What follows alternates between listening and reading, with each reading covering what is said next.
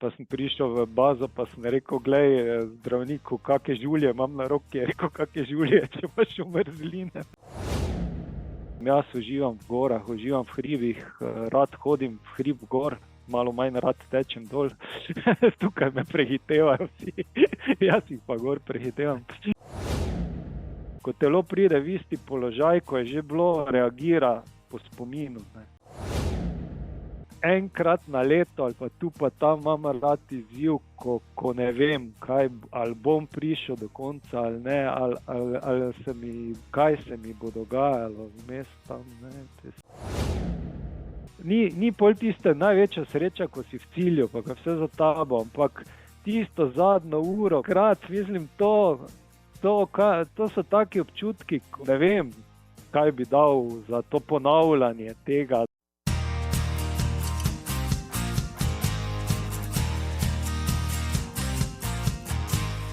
Dobrodošli in spet nazaj v podcastu Zagret za tek, številka epizode 182. Jaz sem Marko Roblek, na moji, bom rekel, desni, ja, pa danes en izjemen avanturist, trelaš in še kaj drugega, do tega prideva v pogovoru. Z mano je Dušan Ravter, direktno iz Hoč pri Mariboru. Dušan, živo. Zdravo, pozdravljeni vsi, pozdravljeni Marko. Živo. Kako je kaj v Hočah, v spodnjih Hočah je? Ja. Ja, spodnje Hoče imamo srečo, so glih čist pod Pohorjem, tako da če hočemo iti malo v naravo, v hrib, imam to glih par minut od doma, tako da zdaj imamo še sneg, tako da je super. Sneg imate, kdaj mi povej, kako ta sneg zgleda, pa je take bolj svetle barve, pa hladen ali kako? Ja, napovedovali so ga na telefonu, smo celo soboto obvestilo, pozor, obilno sneženje v Hočah, zdaj moraš iti res čist na vrh na Areh, na 1300 metrov, da ga potipaš, pa vidiš. Tak. Ampak ga je dovolj, da se da zdaj. Jaz rad zdaj te turno smučam, rad tečem na smučeh in zdaj saj lahko začenjamo te stvari blizu doma. Očitno, ne. Jaz sem Gorenjec že celo svoje življenje, malo sem imel epizod, da sem bil v Ljubljani pa tako naprej, ne. Pa snega sem imel svojo mladost vedno vrh glave, no zdaj pa očitno se bom mogel preseliti na kakšen drug konec Slovenije, da bom spet užival v snežnih radostih, recimo pod Pohorje, ja, ali pa na Dolenjsko, pa ne vem kam še. Danes si bil že torej na snegu, ali kako? Ja, zjutraj, jaz nisem nekaj, ki bi dolgo spal, tako da tudi zdaj, ko imam čas, ko sem nekem obdobju življenja, ko imam v drugem času malo časa, vstanem zgodaj, vzamem opremo, pa grem nekam ven. Danes sem bil z turnimi, malo tu po smučišču, dol pa gor parkrat. Nabavil sem si nove turne pancerje, mogoče včeraj takoj leteti sprobati. A so te kaj užulile? Ne, prvič v življenju imam pancerje čist po nogi, tako da sem se zelo bal, ker sem ponovadi vzel tako, da sem imel centimeter pa pol luknje od sprej. Ampak moram reči, zdaj 2 dni sem preživel, no, bom videl prvič, ko jih bom hribe vzel na dalj čas. Turno smučanje praviš, to je izvrsten šport za, bom rekel, vzdržljivostnega športnika, ali kako? Ja, jaz v bistvu celo življenje me veselijo, tako če gledam predvsem te neke vzdržljivostni športi oziroma neki športi, ki nekaj tipam, kje so neke meje vsega tega, kaj je v nas.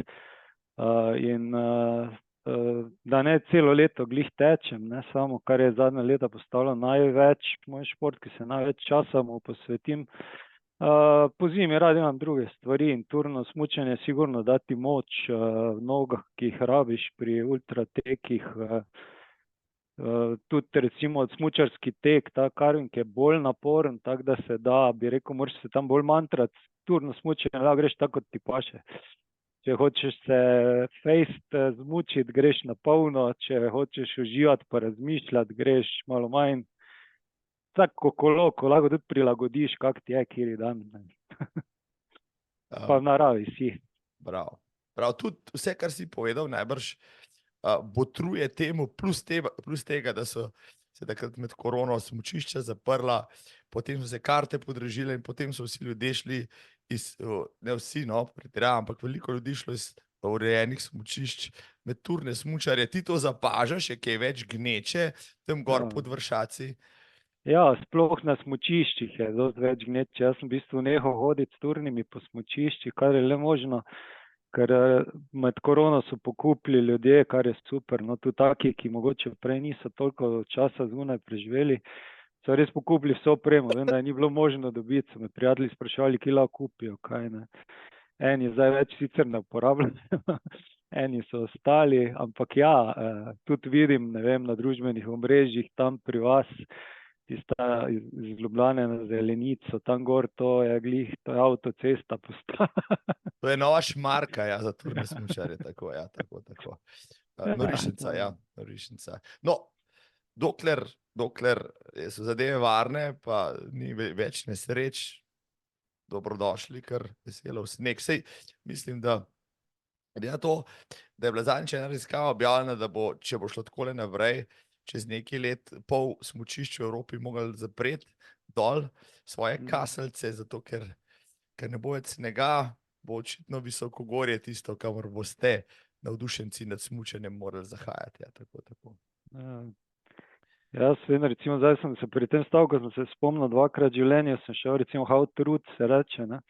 To je od Šamonija do Cermata, to nekje 5 dni traja s turnimi smučmi in tisto si res kos nekje visoko, nad 2000, tudi nad 3 in ja, saj tam upam, da bo še en čas sneg pri takih stvari, ali pa bomo bolj na sever šli, tam ne vem, če bomo lahko. Smučarski turizem praviš na Norveško, ali kako? Ja, to me vleče že vsako leto, ko vidim, kako objavljajo. V Gruziji sem že bil, nekako je tako, da te stvari ponovadi grejo takrat, ko so šolske počitnice in nekako takrat sem z otroci pa in pol to ostaja, ko bojo malo večje ene te želje. Bil sem pa enkrat v Gruziji s prijateljem, par let nazaj, ravno med šolskimi. Ja, glih pred zadnji teden, pred korono je bilo. Tam je tudi bilo, Gruzija je zelo zanimiva država, no, tudi tako še v nekem drugem času. Se pravi, smučal si tudi v Gruziji, poleg Ja, tam. Kako razvito pa je tam smučanje oziroma smučišče, ali si šel bolj na... Turno smo šli, so bila tudi smučišča, tam delovala so, tako zdaj pri nas gleda, ko imamo manj snega, so bi rekel, ne zgledajo slabše. Je pa tam včasih zelo do snega pade, ne, imajo tudi tiste starodavne stolpe, so zelo visoki, pa imajo okna visoko, da so v bistvu bili nad snegom. Gruzija, praviš. No, evo, ajde nekaj še na bucket listu za kakšne maratonsko popotovanje, draga publika. Preden vam predstavim Dušana Ravtarja, ki ga itak že vsi poznate, ampak da upravim protokol, se upravičim za moj malo bolj raskav glas, ja, pridelal sem ga, ne boste verjeli, v klimatiziranih prostorih, na Srednjem vzhodu, ja, tam v Dubaju, na maratonu. Povem zgodbo enkrat drugič, zdaj pa gremo k teku, ja. Dušan Ravtar je Štajerec, iz Spodnjih Hoč, jasno, in v poslovnih krogih še pred kratkim najbolj znan kot ustanovitelj in direktor tehnološkega IT podjetja Bintegra, ki je bilo tudi prejemnik nagrade za posebne gospodarske dosežke GZS. Med športnimi zanesenjaki pa je Dušan najprej bil alpinist, prvi Mariborčan nad 8000 metri, sedaj pa predvsem tekač in ultraš na trailih po vsem svetu. Mož in oče 3 otrok, rad premaguje izzive in išče popolno svobodo in čisto srečo. Ja, da se tole slednje ne bo slišalo preveč zlajnano, pa poceni, ja, boste šli na Dušanov blog, pa prebrali nekaj zapisov, izvrstno piše. Dušan, te pisanje tudi navdušuje, tako kot tek, ki ga izžarevajo tvoje besede in stavki. Ja, to jaz vedno, ko mi v bistvu rečejo, kako dosti si napisal, koliko sem pisal, pač se smijim, pa pravim, tako uživam pri teku, pri zgodbah, pri občutkih, ki se mi tam poraja, tako uživam pisati, od vedno se spomnim tudi mislim, da sem v osnovni šoli pisal spise po 5-6 ur, če so mi pustili, pa so me v srednji šoli malo zatrli. Ampak ja, zelo rad pišem, če le imam čas, so ti zapisi nastali takrat, ko sem imel čas, včasih so malo čakali v kakem predalu. In moram reči, da pišem jih za ljudi, zato ker pač rad delim zanimive zgodbe. Pišem jih pa tudi za sebe, ker ne vem, čez leto, dve z velikim užitkom preberem spet in se mi celi film v glavi spet začne, ko da sem tam, tako da tudi jaz dostikrat preberem, kaj sem že prebral 5-krat. Mislim, jaz sem večkrat razmišljal, ja, beleženje recimo, ne, svojih memoarjev sprotnih je dokaj koristno, ker marsikaj pozabiš v pol leta, v enem letu, v 3 letih, zapisano pa ostane in potem tiste drobne stvari lahko potem daš otrokom za prebrati, pa sosedom, tako naprej. Pa te spoznajo malo bolje, no, in glede na to, da tvoje pisateljske veščine si daj razmišljal, da bi sestavil vse skupaj v kakšni širši zvezek, knjigo, ki bi bila posvečena vsem tvojim avanturam življenjskim. Ja, moram reči, da sem to vprašanje zadnjih par mesecev, ko pač imam malo več časa, slišal že velikokrat. Pa ja, mogoče se bom res, v bistvu sem to dal na blog ravno, pa si mislil, se je že vse znano in objavljeno, zakaj bi, ne? Ampak ja, mislim, da bi, glede na to, koliko ljudi me to vprašalo, da bi verjetno res enkrat to nekako, pa seveda še malo obdelal, spravo v neko zgodbo mojega življenja, ker v bistvu je ta moj blog, bi rekel, se začne, zdaj sem star 54, prve zgodbe so se pa dogajale tam nekje 99, torej pri 30 letih, ne, in gre nekako skozi mojo življenjsko zgodbo, te zgodbe, ne, začne se z alpinizmom tam in pol zdaj nadaljuje s teki. Mislim, kar sem jaz prebral, sem se navdušil. Eno stvar sem se spomnil, da sem jo pozabil povedati pri tvojem opisu, namreč nekje si sam zapisal, ja, da so te v poslovnih krogih, ker zgledaš 10 let mlajši kot si, recimo, ne, ko si sam povedal, koliko si star, da so te v poslovnih krogih jemali malo neresno, ker so mislili, tale mulca, ne, pa ne bo pameti solil in si mogel prav povedati, toliko sem star, oziroma imam otroke, ki so starejši, ne, kot pa recimo pol tele pisarne, tako da umirite se malo, fanti, ali kako. Ja, moram te pohvaliti, no, ker mislim, da sem to napisal v enem intervjuju takrat rekel za nagrado. Ker si rekel, fanti, ne rabim še življenjske nagrade, jaz jih imam še le 35. Ja. Ne, res, mislim, ljudje ponovadi pravijo, da ne vem, da me pogledajo, mulc tam nekje 40 in v teh mojih nekih srečanj kot direktor sem pač dostikrat bil z raznimi direktorji IT-jev ali pa podjetij in večkrat sem imel občutek, čeprav sem vedel, da so mlajši od mene, da me imajo malo tak, da zdaj bodo imeli razložili ene stvari v življenju. Pol pa jaz, ja, tako sem takrat rekel, ponovadi sem to tak nekako to zgodbo speljal, da sem rekel, da mislim, tak nekako speljal na to, da imam, zdaj bi rekel, 29-letnega otroka in potem so pod mizo malo šteli na prste, pol pa je bilo vprašanje, koliko pa si, ne, kdaj si ga pa te imel? Da, potem, ja, matematika je potem naredila svoje, bravo, duša. No, mislim, se pravi genetiki zahvaliti, da tako dobro izgledaš, ali tvoj življenjski slog prispeva k tvoji mladostnosti? Imam 2 brata, mislim, da izgledata starejša, čeprav en 10 let mlajši, drugi pa 4. Nista športnika. Tako da bi rekel, da je življenjski slog bolj kot genetika. No. Prav. Oni dan sem prebiral namreč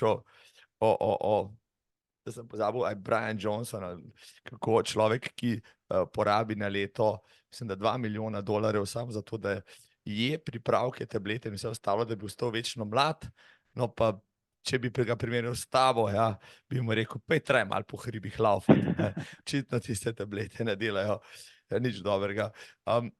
Omenjaš že ves čas, da imaš veliko časa Ja, že prej sem dejal, da si nekdanji direktor Bintegre. Zakaj si se odločil, da boš pri 54 malo izpregel? No, to me zelo zanima. Si podjetnik, uspešen podjetnik. Prav gotovo si v letih, ko marsikater, rekel, tvoj vrstnik v poslovnih vodah dela še veliko potezne načrte, na polno vlaga svoj čas in energijo, ti si pa zdaj le malo zategnil vse skupaj. Zakaj? Ja, preden smo stavili Vintegro, sem 11 let delal v Hermes Softlabu, to je bilo takrat največje IT podjetje v Sloveniji. Tudi tam sem bil že kar nekaj časa neki vodja oddelkov, delal, pač vedno bolj tega. 2010 smo potem v bistvu na spet sodelavce tam ustanovilo Vintegro, ki sem jo od začetka vodil.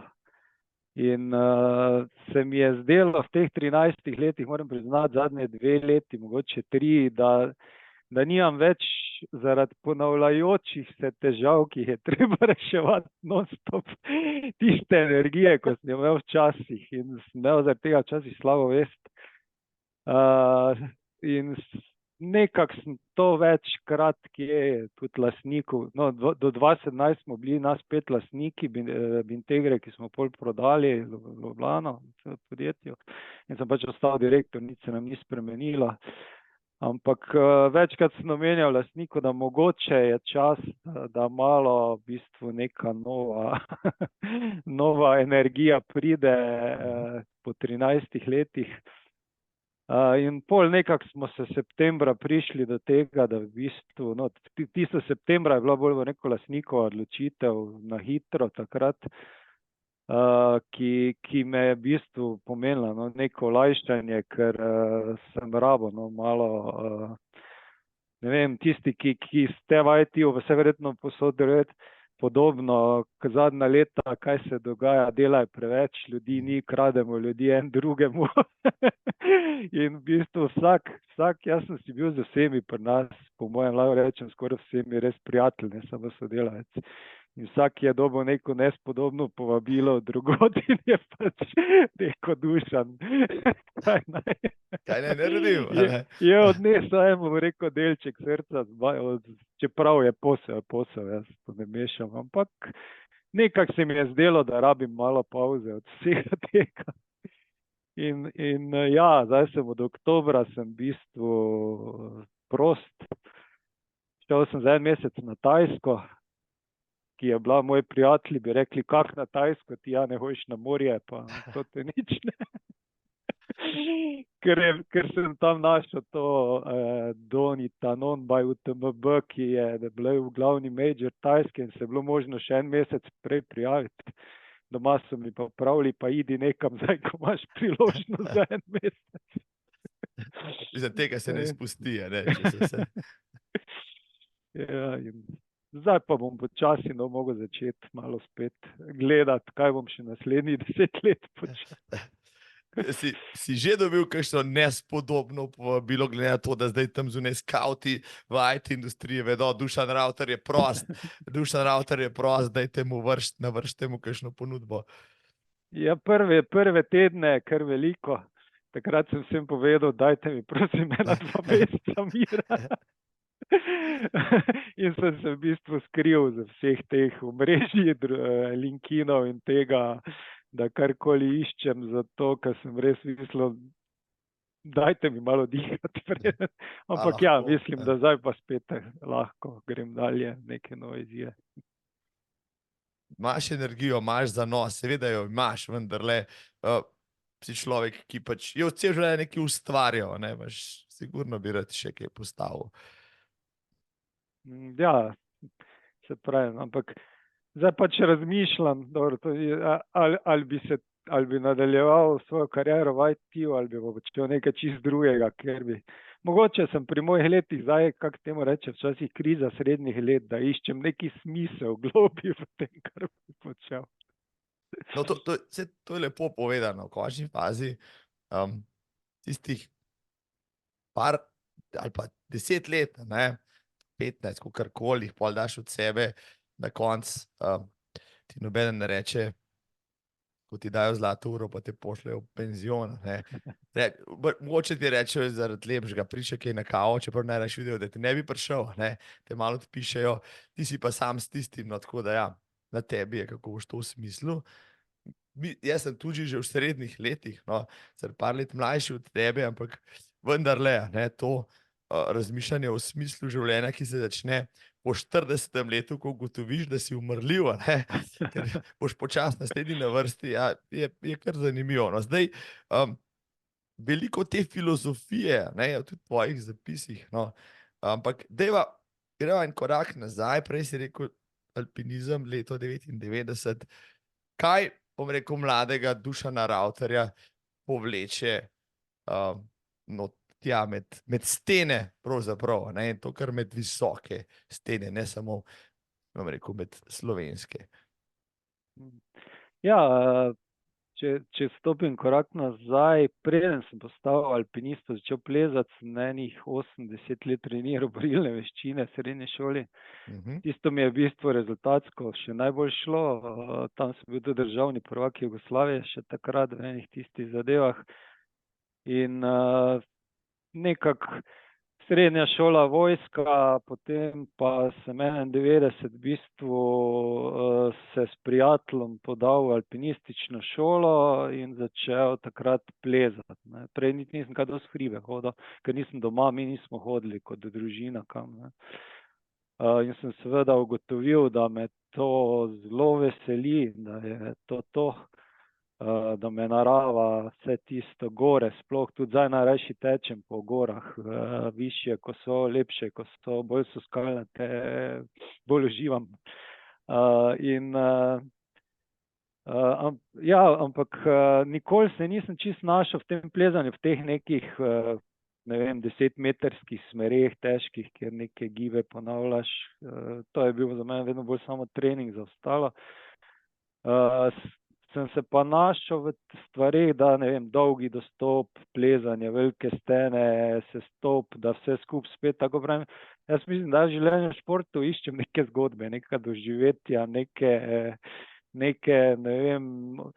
neke čustva, občutki, ki se mi nekam zaklenejo v glavo in se pol vedno znova spominjam tistega. In tako je pol 99. Jaz sem šel s prijateljem prvič v Nepal, v Himalajo, šla smo čist na blef sama, tak na 6500 metrov visok vrh, tam Čulu ist, brez izkušenj, brez vsega, enega nosača smo imela, da pa vsak eno omaro nosila na hrbtu celi čas pod goro. To je bilo tam tisti trekking okola Napurn, ki je znan. Kolega je tam zbolel, vem, da tako smo bila izkušena, na sabo smo imela samo juhice, ker pač drugo je vse pretežko. In jaz tam, ko kolega šel, bi bil v bistvu prelačen, pa sem tam neko angleško vojaško odpravo srečo, da so mi dali tisto škatlo vojaške hrane, pa 3 dni bil poln hrane. No, in glavnem, pol sem prišel sam na tisti vrh z njimi in sem v bistvu ugotovil, da prvič, da mi višina zelo ustreza, nimam nekih problemov z višino, pa da me v bistvu ravno to, taka odprava je celo tisto doživljanje. In potem sem se v Nepal vračal, to so bila leta, ko takrat sem živel sam par let in sem v bistvu lahko šel brez nekega usklajevanja vsako leto na odpravo. Sem potem takoj naslednjo leto šel na Napurno 3, eno tako veliko slovensko odpravo, nova smer, 7500 metrov, visoka gora po zelo težki nepreplezani steni. To je bila moja edina, v bistvu taka, bom rekel, ta staromodna odprava, 4 tone opreme, ogromno nosačev, greš na goro, ko si na vrsti, ne greš, ko ni, in takrat sem ugotovil, da to za mene tudi ni. In tudi smo imeli dosti sreče, no, da smo vsi živi ostali takrat, tisto je bilo kar več sreče kot pameti. In sem v bistvu pol nadaljeval s takim tipom odprav, kjer sem šel z 1-2 prijateljoma dalje, mislim sam nekam tak. Z tem istim prijateljem Mirkom Renčlom smo pol 2002 šla na Concagua, najvišjo goro Amerik, 6992. Spet tako mesec dni izrednega doživetja, tam imaš pristop, mislim, da je 25 km, koliko po gorski puščavi, preden prideš do baze, zelo zanimiva pokrajina, spet čist drugačko od druge, pa ko pri nas. Na Konkagu smo skupaj prišla z Mirkom na vrh oba, no. Tista Anapurna je bila v bistvu edini vrh, na katerega nisem prišel, no, ker je pač bilo, nisem bil na vrsti. Ker nekako, kar me mogoče te borilne veščine naučile, pa ni vedno vredo, da ne znam odnehati. Ampak, izvoli. No, in 2003 sem se poročil in celo poročno potovanje je bilo spet Nepal in trekking po Everest in Čoju. Še zdaj poslušam ženo Martino, da sem ji dolžen eno Maldive ali pa nekaj toplega. Prvih par dni smo imela kar, da se je malo prilagodila, pol pa je res rekla, da je fajn in luštno in je tudi bilo tisti trekking je tudi bil zelo lepa zadeva tam. Takrat sem že rekel, šel bom še na 8000, ker pač to si še želim in ko bo priložnost in pol 2006 je bila se pojavila priložnost v bistvu z tem Čojem. In smo spet v bistvu šli 3 prijatelji samo, večino sem takrat jaz organiziral, ker sicer organizator bil en drug, ki je bolj na Šiša Pagmo se koncentriral in na koncu je pol izpadlo, da mi smo imeli kaj dosti pripravljeno, pa sem zadnji trenutek pol tisti Čoj organiziral do konca. In ja, z prijateljem smo prišla na vrh kot prva z Mariborskega odseka, na kakih 8000 oziroma ker je on bil iz Ribnice na Pohorju, so mene takrat po časopisih prvi Mariborčan. Prvi Mariborčan je. Ribnica na Pohorju, vi imate svojega, ja, bio Mariborčana imamo mi. Ja, lepa, če te vidiš, ja, kot prvi alpinist iz Maribora na 8000, noro. A so se začeli vpisi v alpinistične odseke od tistega trenutka naprej v Mariboru povečevati, ali kako? Ja, veš, kaj, to je vedno je, v alpinizmu je težko primerjati stvari, vedno se pol tisto, kaj je zdaj težje, ali 8000, ali težka stena, takrat začeli so se zvračati tudi tu neke zgodbe in sem jaz takrat rekel, meni je čisto eno, to sem šel zaradi sebe in se nočem sploh vpletati te zgodbe, kaj je zdaj tu težje, pa kaj je hujše, pa ne vem kaj, meni je to stalo, ta Čoj. Zanimivo se je, da še do danes ni doben z Maribora prišel na kakih 8000, pa je zdaj to že, ker seveda 8000 ni samo fizično, marsikdo bi to fizično zmogel, ampak ti moraš celo svoje življenje, moraš nekako skladiti, moraš dovolj zaslužiti, torej moraš nekaj delati, ne samo trenirati, moraš, ne vem, vse se ti more poklopiti, vreme se ti more poklopiti, sprem jaz višino res prenašam. Tisti 2000 smo imeli na Anapurni, sem se spomnil Žareta Guzeja, on je zdravnik, ki bil s temi jugoslovanskimi odpravami včasih, taki, bil je faca, no, kaj ne rečem takrat. In on, ko nam je meril, takrat še ni bilo to, da je imel vsak neki kisik v krvi, pa to je imel neko aparaturo zraven in jaz sem imel takrat na 4400 v bazi puls 42 mirovanju, tako v Mariboru, ne vem, drugi pa 90-100. Nekako se moje telo skoraj isto funkcioniralo na višini kot dole. In pač, ampak po 2006, seveda, takrat sem imel leto pol ščaro hčerko Emo, svoje je bilo to za ženo kar neki zahtevna stvar, da me en mesec, dober mesec, verjetno ni bilo. Takrat sem videl, pa celi dopuš paraš v bistvu za odprave in da tak več ne morem dalje. Ne. In je bila v bistvu to moja zadnja odprava, no, 2006. Plezal sem dalje, ampak pol sem vedno bolj tam nekje 2015 pa pol začel s temi traili, pa ultra traili in par letih ugotovil, da alpinizem pa to hkrati obojno ne morem. In je šel alpinizem ali na stranski tir. In je šel vas dopust za ultra traile. Vse mi je jasno. Tako si rekel. Vse mi je jasno. Zanimivo, no, tole, kar si prej povedal, pa 8000-aki.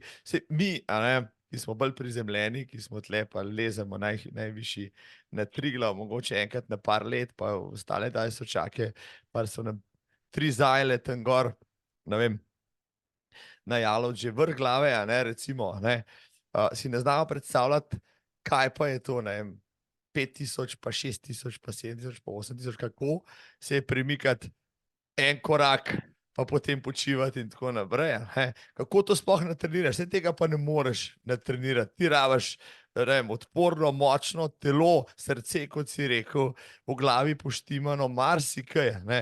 Da potem takrat vmes. Najbrž je to težko, se bi bo pol primerjavo naredila, ampak s tekom, ampak vseeno, recimo zanima, kako drugače je to, če to lahko moče po svoje opišeš. Sej. Ja, jaz recimo dosti knjig, jaz rad berem, no, tudi ne samo pišem, dosti knjig sem prebral o tem tudi v tistih časih in nekako, kaj točno vpliva na višinske bolezni, vse to nimajo neke jasne slike, pa nekako bi rekel, dosti je raziskav, marsikaj znanega, še več pa ni znanega. Kar sem jaz opazil skozi ta moja leta, prva stvar je, da tisti, ki so bili najbolj pripravljeni fizično, ker bi rekel, ki so eksplozivni, ki so živci, ki ne vem, bojo 10 km pretekli v tempu, ko jaz lahko sem sanjam, ali pa 3 km, ne, tisti so vedno prvi odpovedali na odpravi. In jaz mislim, da pač to sem si nekako sam do tega prišel, da je bolj pomembno je v bistvu ravno zaradi tega tisti, ki so navajeni delati na 180, 170 pulzov in to počnejo celi čas, tisti bojo na takih višinah, ker ješ malo, ker to težje prebavljaš, ni kisika. Taki bojo prej odpovedali, ker imajo, to je tako Ferrari, njihovo telo je Ferrari, dela na polnih obratih in ne more delati, če mu ne daš visokoktanskega bencina. Ne. Jaz pa imam občutek, jaz se pa od vse, kar sem v življenju počel, sem počel v neki aerobni coni, dosti, ne vem, teko, počasi, daleč, vse skupaj. Diham na nos že, ne vem, od 25. leta, če le ni neki šprint, dihujem na nos, kar teoretično vdihneš manjkrat, pa malo več. No. Zaradi tega ne morem biti tak hiter pri teku, ko so lahko eni, ampak mi pa telo vsakič, ko vidim, da se nekaj dolgo dogaja, ko drugi začnejo odpovedovati, meni še vedno v bistvu deluje podobno. Ne. In mislim, da je tudi pri višinah bila ta fora, da bolj, ko si ti imel telo navajeno, da je preklopilo na manjšo porabo energije, manjši puls, se umirilo, lažje ti je bilo, recimo, kak prid na 5, 6, 7, 8 tisoč. Ne. Druga stvar je seveda, sem tudi poslušal goste, ki so opisovali aklimatizacijo, ne, to doben ne more kar iti. Ne. To traja. Iz kavča pa pred bazni tabor, pa ne vem kaj. Ne. Moreš pač postopoma, prvo greš na 3 pa nekaj, že pri pristopu, ne, pol si na 4 pa nekaj. In marsikdo ima problem že na 4, ko sem prišel v bazni tabor, sta tam 2 na 5, 700 je bil, sta že 2 slovenska kar znana alpinista imela en den, pa sta šla domov že v bazi na 5, 700, ker to je že kar neka višina, ne, za bistvo skozi tam biti. Je pa pol, ne vem, ko pa greš, ne vem, tam, ko si v coni smrti, to pravijo, nad 8000, recimo. Ne, ne moreš obstati, ne bi mogel živeti. Ne gledati, kaj prineseš s sabo, bi preminil slej go prej. Ja. Takrat je pa tak, ne, se mislim, da je, kaj sta že ta dva, ko sta to opisovala, narediš 10-20 korakov, se vstaviš, spet malo zadihaš, ne vem, da proti vrhu je bilo tako, da vsakič, ko sem se vstal, dokler sem hodil, ni bilo nič, vsakič, ko sem se za par trenutkov vstal, je bilo pa tako neka mala eksplozija v želodcu, ki je želodcla prišla v glavo, pošla nazaj, potem sem šel podalje, ne, in sem dogotovil, zdaj, če naredim 6 korakov, jih bo večkrat, pa bojo manjše, če bom naredil 20 korakov, jih bo manj, pa bojo močnejše, in sem se s tem ukvarjal, da je čas minil. In to traja ne ravno teh 2 uri, ampak to traja lahko zelo, zelo dolgo časa. Ja, mislim, da zadnjega tabora na 7500, mislim, da se ne spomnim, mislim, da je bilo 9 ur ali bilo do vrha nekaj takega. Je kar traja. In to je, veliko jih hoje, koliko je pol tle tudi, ne vem, zahtevnejšega prečenja, plezanja, ne vem, prevezovanja, tega je tudi najbrž v teh stenah veliko. Na Čoju, tu po tej poti, ko sem šel, sta 2 taka odseka, ne, in najbolj problematičen je en, da je na 7800, v bistvu, ko si že visoko, tam si 1,5 ure v takem skalnem delu, kjer pač moraš prek po navpičnem priti. Tam se marsikdo obrne, ker pač tam ti kar poraba kisika se ti malo poveča.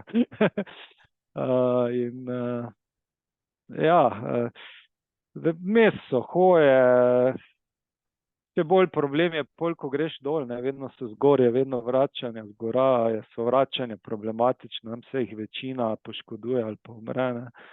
Utrujen si dosti bolj, jaz ko sem šel z vrha dol, se je stemnilo, v bistvu med pot je bila tema, čez tisti strmi skok skal sem mogel dajti ta vrv, ki je tam dol visela, in sem si mislil, če mi jaz našel to na tistem pobočju, še enega Poljaka sem imel zraven, ko ni imel luči, pa me je čakal, da sem ga vlekel s sabo, ampak nekako sem iz prve, ne vem, čeprav sem možgani ti ne delujejo najboljše na višini, nekako sem iz prve se zaletel v tisto vrv, ne vem, intuicija, sreča. In pol tam moraš seveda paziti, ker tam se pa pol prepenjaš, ker se spuščaš po vrvi in tam ne smeš narediti napake, tudi če možgani so nekje v svojem filmu. Kako nevarna je Čo-Oju, recimo, koliko smrtnih žrtev odnese, če Everest odnese vsakega 10. Bom rekel med manj nevarnimi, ne. Mislim, da je najbolj po številu žrtev Annapurna, zaradi verjetno plazov pa vsega, kar se tam dogaja, pol je verjetno K2 kar takoj tu. Res bi številčno, ja, ker je pač masa tam, ampak verjetno procentno. Vem, da sta Annapurna pa K2 sta najbolj problematična, ne. Je pa, ne vem, 3 leta zatem, ko sem jaz bil, je na Čoju ravno po tej smeri v bistvu umrl en Slovenec, zdaj sem jaz malo spet sprinki pozabil, bil je Slovenec, ki je prišel na vse 4000 Alp, potem napisal knjigo in v bistvu bil navajen gora, višine, vse, in ga ravno na enem od teh 2 serakov ga je v bistvu višinska bolezen premagala in je tam umrl. Zgodi se ti lahko povsod, je pa tak, da ne vem, takrat sem bil star, koliko sem te bil, recimo 35, 36, takrat nisem razmišljal, se meni lahko kaj zgodi, ker meni se ne more nič zgoditi. Bože, mislim, te stvari daš na stran, ne, čeprav te sprašujejo. Zdaj bi rekel, ko sem že izgubil oba starša, pa vidim, kak je, če, ne vem, otrokom je fajn imeti starše, zdaj bi bolje razmislil te stvari, no, če bi šel, ko sem takrat. Okolica, žena, ne vem, pa ti niso recimo tega preprečevali, pa ti ne bi slabo vest pred vzhodom, Dušan treparijo delaš, igraš se z življenjem. Ja, moram reči, moja žena me pri marsikaterih mojih norijah podpira, seveda pa ji marsikdaj tudi grem na živce pri s temi norijami. Ja, ta balans je težko. To iščemo skozi, ne. Zdaj sem ravno bil par dni nazaj, sem se spomnil, da sem bil Ivica Kostelić, imel v Mariboru predavanje, ko je šel ta z jadrnico prek Atlantika eno regato. Na koncu ga je en vprašal, mislim, bil jadralec, ki ima sam doma te probleme, ne, ker je bilo tako malo z tonom vprašano, koliko dni na leto pa ti preživiš na tej jadrnici in kaj o tem pravi tvoja žena. Ivica je prebledel prvo in tako razumel sem, kaj čuti, ker sem jaz bil vprašan te stvari že 100-krat. In potem je zelo filozofsko in odkritosrčno in vse razlagal naslednjih 10 minut. Če povzamem, je rekel, jaz taki sem, jaz to rabim. Jaz prijem tako srečen nazaj, da pol so vsi srečni okoli mene, če pa sem jaz tega nimam, sem pa tak tečen doma, da me imajo vsi dol. Se pravi, če me hočete imeti, kolikor toliko znosenega, me morate pustiti, če ne bo vaše življenje živ pekel, tako da in evo. Ja, so pa te stvari, pardon, vedno tak, Izvoli. ne. Recimo, ko sem se človek pripravljal dejansko 3 prijateljev, jaz sem imel malega otroka, jaz sem z najmanj takrat treniral. Jaz sem hodil pred službo 5 zjutraj na Pohorje, med vikendom, pomeni, da sem bil do 8:30 doma, ko sta se hčerka pa Martina vstali. To je bil moj trening, pač nosil sem 10 litrov vode na Pohorje, gor dol vsak dan. In seveda, z moje strani sem jaz zelo probal najti neki balans. Martina pa je rekla, ja, to ni veze, se imaš celi čas samo čojo v glavi, kar je verjetno res. In težko je najti iščemo vsi, se veš, kak je neki balans med vsemi temi stvarmi. Jasno, da te popolnoma razumem, kar si ti zdajle povedal. Te popolnoma razumem, ja, ko ti misli zavandrajo nekam, kamor si fokusiran, si prisoten fizično, mentalno, pa ne, seveda to bližnji okrog tebe opazijo, ne, ko že 6. zapored v pol reče, ja, prav imaš, pa ti reče žena, lih, kar sem ti rekla, da že pol leta nisi popravil pravnega stroja, ga očitno ne znaš, ne? Ups. Saj bom, ne, saj Ja, bom. mislim, če sem rekel, da bom, nima treba spomniti vsak mesec. Tako, ja. Eno stvar dve stvari mi še zanimata, pravzaprav tvojega alpinizma. To, ok, imaš višino za premagati, noro pomanjkanje kisika, noro, težave z možgani, kot si rekel, ker se vse upočasni. Kaj pa ta preklemani mraz? Mraz, ko moraš potegniti fotoaparat, pa si rečeš, za ceno te fotke bom najbrž izgubil 2 prsta. Recimo, ali kako pa s tem mrazom, kako se oblečeš za tiste viharje oziroma tisti mraz za karkoli okrog tebe na 8000? Ja, to si glih, ko si rekel prste na vrhu, sem dal dol rokavice, da sem v bistvu lahko takrat smo še imeli tiste gromozanske fotoaparate, da sem lahko sliko prijatelja in sem mogel dati rokavice dol. In ko sem jih nazaj hotel dati stvari gor, jaz več prstov nisem čutil, jaz sem imel kot kamen in pol sem jih pisal v nahrbtnik in drgno in ne vem kaj vse. Ja, hitro se to, ker je bil veter, hitro se to zgodi. Je pa tu ena zanimivost, ki sem jaz poskal življenje. Jaz na teh odpravah mislim, da meni 2-3 krat malo pomrznili pod plati, da sem pol kar boleli en čas, pa imel sem tudi na naporni 3, sem imel črne prste malo na rokah, ker sem bil z enim prijateljem, ko ni hotel 2 dni dol iz stene, ko je snežilo, pa sem z njim ostajal. Pa sem prišel v bazo, pa sem rekel, glej, zdravniku, kakšne žulje imam na roki. Je rekel, kakšne žulje, če imaš umrzline. Ampak kaj hoče reči, da tega me malo prej zazebe, kot druge, doma. Ne. In kaj se mi je dogajalo, sploh takrat sem še več hodil na te odprave, ko jaz kjerkoli omenim, meni je pa mrzlo. To vem, lahko štejem do 1, kako te lahko tebe zebe. Ja, zebe me tako vsakega nikola, zakaj me ne celo zebe. Ampak moram pa reči, ne vem, kako to deluje v možgani, ampak ko sem pa jaz bil na odpravi v šotoru, tam ni bilo gretja nikoli, nismo imeli luksuza, jaz sem bil na low cost odpravah. Ko pa sem vedel, da sem tam, pa da šotor je mrzl, jemo v mrzlem, spimo v mrzlem, pa nekaj v glavi preklopi, pa mi za tisti čas to v bistvu nikoli ni predstavljalo. Nekaj bi rekel, da me motilo. Doma pa hitro reče, meni je pa mrzlo, meni pa zebe. Žena reče, sigurno ni v zadnjih 2 urah na ČOO-ju jadikoval, da ga zebe. Sigurno ne, a zdaj mora tle na kavču pa jadikuje. Zakaj si, Dušan, poimenovan tudi Olson? Kaj pomeni ta tvoj nadimek? To pa je še srednje šole. Imeli smo v bloku eno mladinsko sobo in je že tam nekje v prvem letniku srednje šole rekel, da sem blonden ko Šved in da bom od zdaj naprej Olson. In pol je bilo to tako, da v bistvu zadnja leta me spet večina pozna kot Dušan. Ampak če pa bi rekel tam od 15. do 40. je pa marsikdo vedel, da sem Olson, pa ni vedel, da sem Dušan Ravter, recimo. A ja, tu še imam eno anekdoto.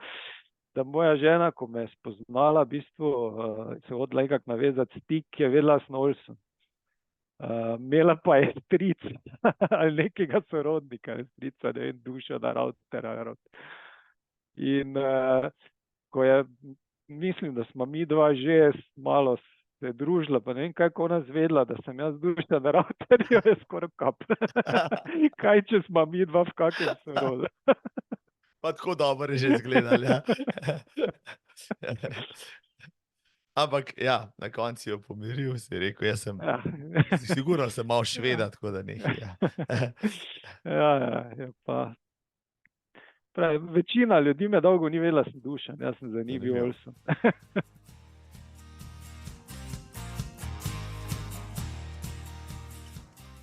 Olsen oziroma Dušan Rauter, pogovarjava se že 45 minut, zelo zanimiv sogovornik si. Menda rad tudi veliko govoriš, a ne? Čeprav si rad tudi v tišini, kako, a si ekstrovertiran ali introvertiran, ali si neko vmes, če sploh kaj daš na te oznake? Rekel bi, da sem obojno, no, tako sem nekje napisal, mislim, zdaj pred kratkim, ker jaz recimo na ultrateku ne rabim nobene družbe, ne rabim pogovarjanja, tudi če traja več dni, sem v svoji zgodbi, skozi mi neke filmi po glavi letijo, nekaj razmišljam. Recimo zdaj na Tajskem, sem se skoraj mesec dni, mislim, da se razen na Viberih nisem ne vem kaj pogovarjal z nobenim, dosti nisem nizko neke ne vem kakih družb. Po drugi strani pa zelo rad v kakšni družbi not padem in dosti govorim in rad govorim in tako rad pišem in v bistvu bi rekel, ne vem, obojno sem, no, paše mi eno, paše mi drugo, včasih eno, včasih drugo, ni, vsekakor nisem nekje na sredini. No, tako ja. Vsekakor pa ne dam na te oznake, no, ravno zaradi tega, ker v bistvu so povezane z trenutkom, počutjem, občutki in vsem ostalim. Ultrateki, teki nasploh, evo, Dušan Rauter, ok, rekel si prej, 10 litrov vode si vlačil na Pohorje, kaj pa drugega počnejo, recimo za resni gorski tekači ali pa trelaši, ja, kot to, se pravi, kondicija že v osnovi, že za alpinista je nujno potrebna, potem pa človeka, ki se že tako ali tako podi po gozdu, samo še spraviš na kakšno tekmo, pa je pečeno, nekako. Jaz sem od 16. leta, mislim, da sem tekel te ceste, ne. Ponavadi vse, kar je bilo takrat te male maratone, velikega sem šel vsaki par let, male pa vse, Radenci, Ljubljana, ne vem, od kakega 84-85 letnika, mislim, da sem bil vsako leto. Takrat ni bilo še tega toliko, zdaj, ko ima vsaka vas že nekaj. Neko dirko, nekaj, ja. Ampak nikoli tek mi je vedno bil zraven nečega. Tako mi je bil zraven borilnih veščin, da sem tam, bil mi je zraven alpinizma, nikoli mi ni bil prva stvar, ampak stvar, ki me je v bistvu skozi bila z mano. Vedno sem rad tekel, ne. Potem sem pa mislim, da 2015 je bil Pohorje ultra trail, oziroma Pohorje trail, mislim, da smo rekli ultra trail, čeprav je bil takrat 42. In to je bil moj prvi v bistvu taki trail in tu se je meni poklopilo, tako pravim, jaz uživam v gorah, uživam v hribih, rad hodim v hrib gor, malo manj rad tečem dol, tukaj me prehitevajo vsi, jaz jih pa gor prehitevam. Pa so spet tam pri balansu, a ne, ja.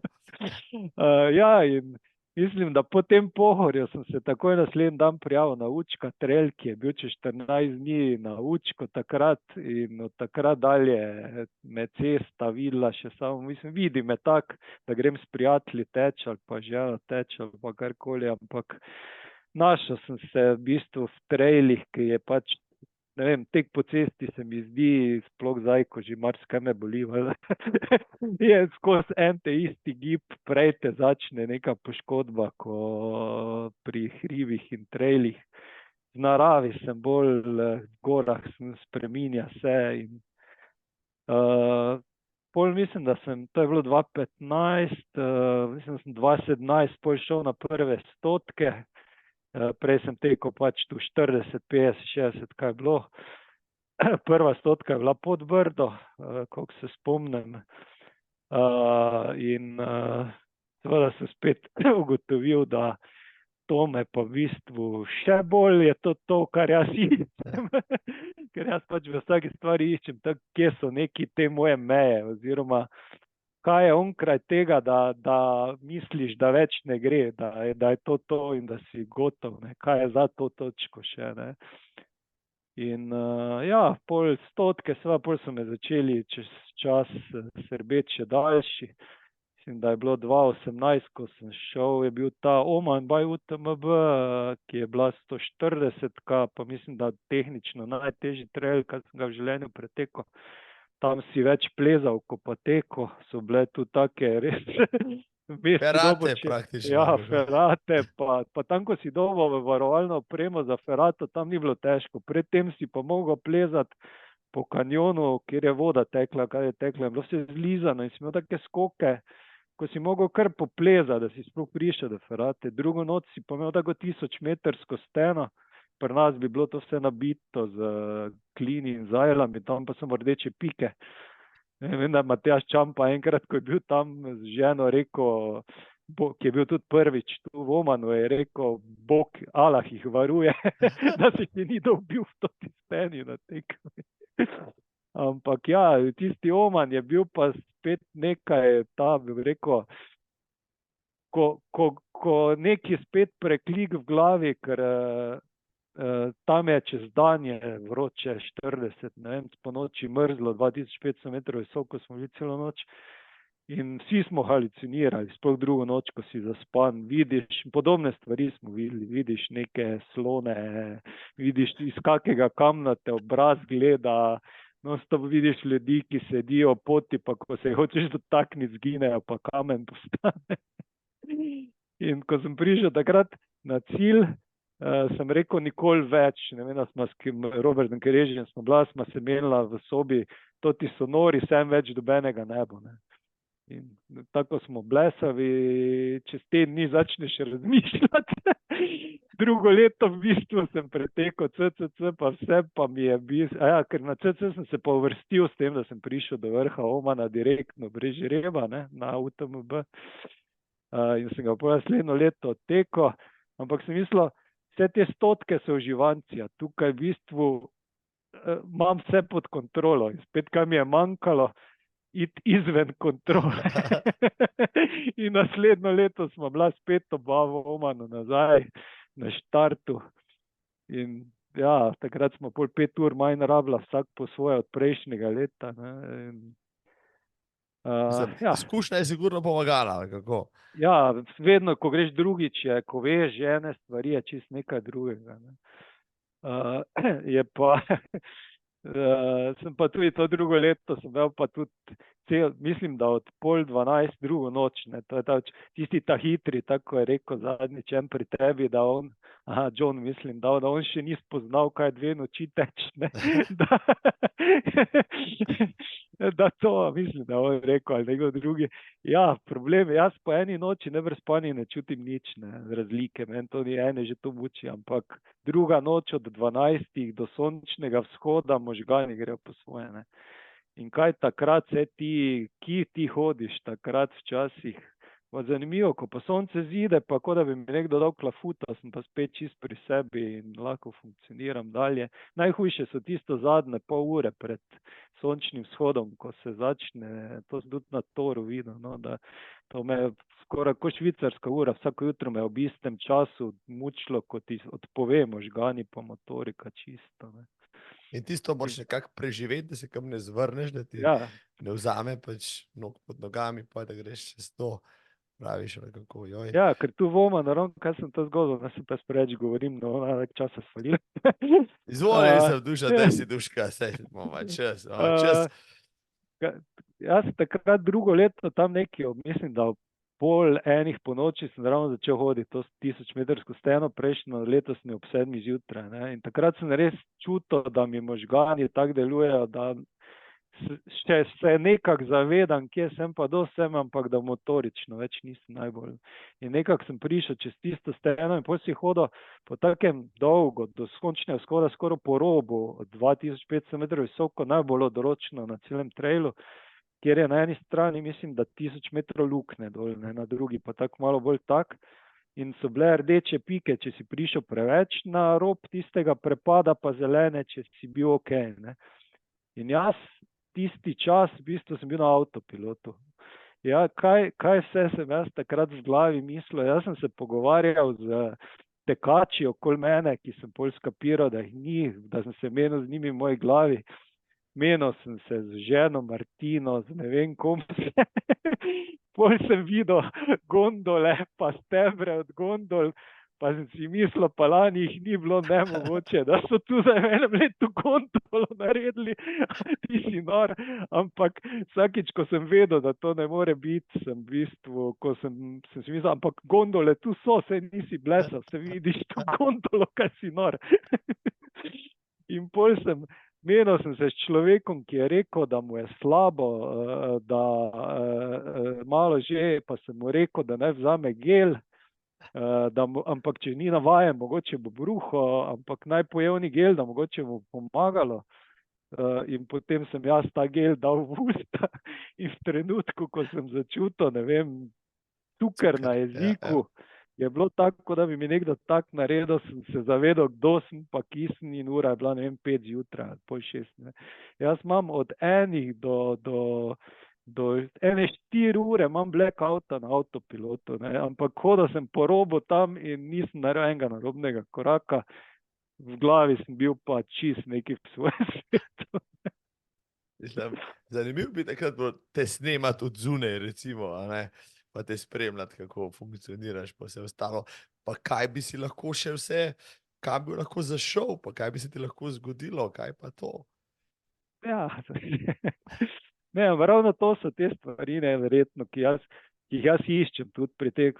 Jaz grem zelo rad na krajše, pa grem tudi zelo rad na stotke, ki v bistvu, tako sem rekel, vse so fizično težke pa vse, ampak v glavi si pri stotki celi čas, to smo zgli z Evo Urbanc imeli na UTMB letos, stotke so fajn, ko greš pa že 100 mil, pa te vsak pride v fazo, ko pa več ni fajn, ko pa si misliš, pa kaj jaz budala mi tega treba.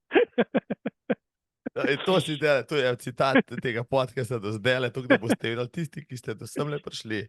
Ja, če ste parali nekakšno stotko, prva liga, če ste na 100 milko, sami ste si krivi, ne bo to se dobro končalo. Mislim, res, zakaj misliš, da je ta razlika? Ne?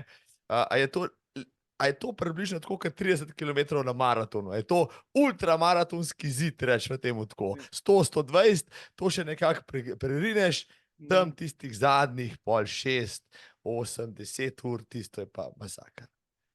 Ja, mislim, eno je psihološko velika, po mojem, razlika. Če tebe začne nekaj boleti pri 80, 90 km, ne vem, se te skozi kaj, pa jaz že zdaj vem izkušen, se mine, z ničim se ne ukvarjam, ker vsaka bolečina, koleno, ahilova, čez 3 ure te bo nekaj drugega, tako brez veze, da se s tem ukvarjaš. Ampak če ti veš, da imaš pred sabo še 10-15 km, je to psihološko čist nekaj drugega. Ko pa če ti v tistem trenutku veš, da si na polovici, pa da moraš, čeprav si utrujen, ko peš še enkrat toliko. To je recimo ta psihološka razlika, ne. Druga je pa fizična. Jaz pri meni recimo, ne vem, jaz ne pretečem toliko kilometrov, ko večina teh, ki to tečejo, ker pač jaz provam neki balans najti, tako sem vedno pravil, tudi podjetju sem iskal skozi med zaposlenimi neki balans med športom, poslovnim življenjem pa družinskim življenjem. In jaz, ko gledam, sem malo pogledal glih zadnjič za to na Stravo, jaz recimo povprečju sem pretekel 50 kilometrov recimo na teden. In jaz tudi, ko se pripravljam za stotke ali pa še daljše, jaz tečem 8 do 12 kilometrske teke tu in ne delam ne vem koliko daljših treningov. Daljši treningi so za mene tekme, zato pa hodim vsaki mesec na 50-60 tekmo, ki je za mene daljši trening. Takrat vem, da imam čas, da si tisto. Ne. In seveda imam pol Mislim, moram si priznati, imam pol težavo po 130 km, če pa nimam te kilometrine v nogah. Ne. Ampak imam jo pa v glavi. Ne. To, pa moje telo je že toliko skozi dalo, ima spomin. To jaz pravim, telo si zapomne. Ko ti enkrat ene stvari in skozi alpinizem, skozi odprave, skozi teke, ko telo pride v isti položaj, ko je že bilo, reagira po spominu. Ne. Bo spremenilo neke stvari v tvojem telesu tako, da se bo prilagodilo. Ne. In je lažje. Jaz recimo nikoli ne treniram nespanje. Vedno, mi smo včasih hodili na adventure race, tisto, ko je tudi trajalo, ne vem, 3 dni, pa nisi spal, pa ne vem kaj. So kolegi hodili po noči na treninge trenirati, da ne spijo. Jaz nikoli ne grem. Jaz rečem, zakaj bi treniral, pa bil zaspan. Če se lahko regeneriram takrat, ko pa je treba, pa že ne bom spal. Ne. Vprašanje, a to lahko dejansko sploh ne treniraš do take mere, da ti koristi, tako kot en trener mi enkrat rekel, pa še ni zapisal, mislim, da sem tudi nekje, vsega se lahko navadiš, dehidracije pa recimo ne moreš trenirati. Ne? Zakaj bi se mučil, pa si odrekel vodo, ker telo, ki ga boš dehidriral, se ne bo na to na dolgi rok pač navadilo, razen če se boš pač preselil v Saharo, pa boš tam že 3 leta. Ne? Imaš prav tako, kar praviš, ne spanje, ne vem, ja, čemu služi to. Ker kaj pa se rekel, nekaj pa jaz imam, ne, da ne znam nehati. In jaz še mislim, da sem zdaj zadnjič gledal, imam nekje, ne vem, 33, 35 teh trailov, ultra trailov, nekje polovica jih je daljših od 100 km. Jaz nikoli nisem odstopal pa nehal. Enkrat sem bil odstopljen in to na UTMB-ju 2021, ki sem bil po 34 urah, pa 47 minutah, 2 minuti prepozen pri enih gasilcih sredi gozda. Pa je šla, ne.